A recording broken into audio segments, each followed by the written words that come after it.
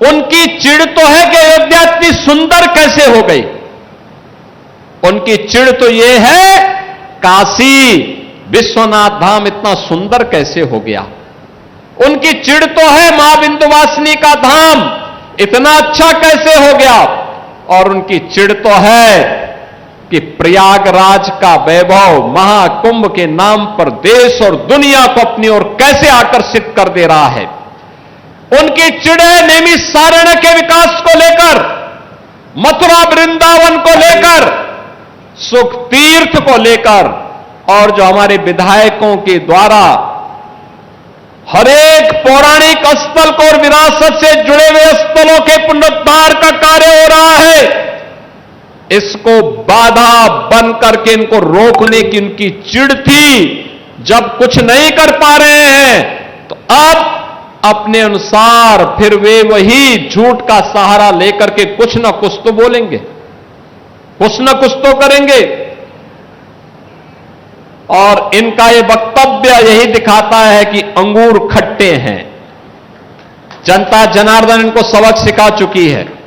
लेकिन बहनों और भाइयों, मैं आप सबको आश्वस्त करने के लिए आया हूं, यह विरासत के सम्मान की बात हो या नौजवानों को नौकरी देने की बात। आज मुझे अच्छा लगता है जब हम लोग उत्तर प्रदेश सरकार में कोई सरकारी विज्ञापन निकालते हैं, उत्तर प्रदेश के नौजवान नौकरी प्राप्त करते हैं। यूपी के अंदर आज के दिन पर जो चीजें हैं, मैं देखता हूं जब कोई सरकारी नौकरी के हम नियुक्ति पत्र वितरित करते हैं, रामपुर के भी नौजवानों को नियुक्ति पत्र मिलता है तो मुझे अच्छा लगता है। ये नौजवान 2017 के पहले वंचित थे। आज रामपुर हो, मिलक हो, बिलासपुर हो, स्वार हो, चमरोहा हो, इन सभी विधानसभा क्षेत्र से जुड़े हुए नौजवान आज उत्तर प्रदेश सरकार में नौकरी में जाते हैं। उद्योग की बात जब आती है, रामपुर के लिए भी हमें प्रस्ताव प्राप्त होते हैं। विकास की प्रक्रिया में नौजवान के हाथ को काम मिलता है। हर नौजवान, एक नौजवान जब अपने प्रतिभा और अपने परिश्रम का फल राज्य को देता है, तब उत्तर प्रदेश जैसा बीमारू राज्य जो कांग्रेस और सपा के पाप के कारण कभी बीमारू हुआ था, वह राज्य उस बीमारूपन से उबर करके आज भारत की अर्थव्यवस्था का ग्रोथ इंजन बन करके टॉप 3 इकोनॉमी के रूप में अपने आप को स्थापित करता है। बहनों और भाइयों, यही उत्तर प्रदेश है। परंपरागत उद्यम ठप पड़ चुका था। कहीं पॉल्यूशन कंट्रोल बोर्ड के लोग परेशान करते थे, कहीं पुलिस परेशान करती थी, कहीं मंडी समिति परेशान करती थी।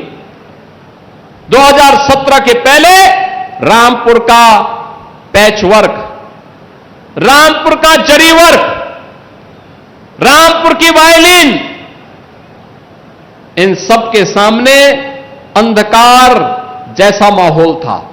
और आज मुझे बताते हुए प्रसन्नता है, उत्तर प्रदेश ने 1 डिस्ट्रिक्ट 1 प्रोडक्ट के माध्यम से रामपुर को भी, यहां के 1 डिस्ट्रिक्ट 1 प्रोडक्ट को भी और यहां के परंपरागत उद्यम को भी एक पहचान दी है।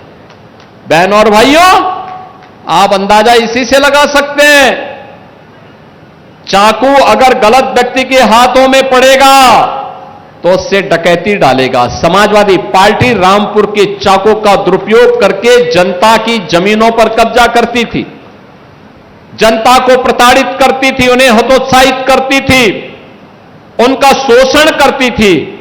और उत्तर प्रदेश के अंदर जब बीजेपी की डबल इंजन सरकार आई तो यही चाकू जनता की सुरक्षा के लिए उपयोग में आ रहा है।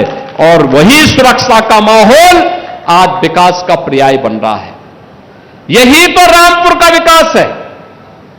हाईवे बन रहे हैं, एक्सप्रेसवे बन रहे हैं, रेलवे फ्लाईओवर बन रहे हैं, 3 मीटर की सड़क अब 7 मीटर की हो रही है, 10 मीटर की हो रही है, 4 लेन की हो रही है।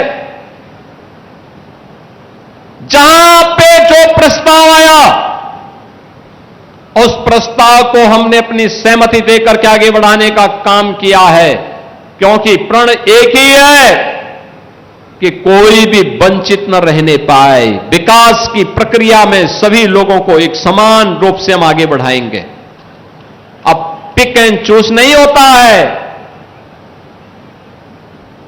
पिक एंड चूज नहीं होता है कि बिजली सेफई में आएगी लेकिन पीलीभीत में नहीं आएगी। क्यों आएगी? तो 75 जनपदों में आएगी, एक साथ आएगी, सभी 350 तहसीलों में आएगी।